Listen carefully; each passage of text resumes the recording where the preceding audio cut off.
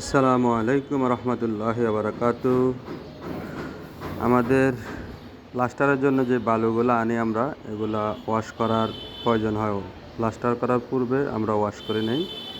এভাবে একটা হাউজে পানি পূর্ণ করে আপনারা নেটের মাধ্যমে বালুগুলো নেটিং করে আপনারা বালুগুলো ওয়াশ করে নিতে পারেন।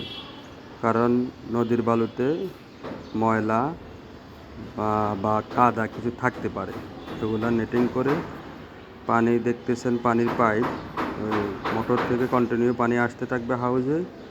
আর এই দিক দিয়ে দেখেন পানিগুলা আউট হয়ে যাচ্ছে। কাদাযুক্ত পানি, ময়লা বা লবণাক্ততা যা আছে এই দিক দিয়ে পানির সাথে এগুলো চলে যাচ্ছে। এভাবে আপনারা বালু ধুইতে থাকবেন আর কন্টিনিউ এরকম পানি চালিয়ে রাখবেন, তাহলে আপনাদের বালুগুলো ভালোভাবে ধুতে হয়ে যাবে।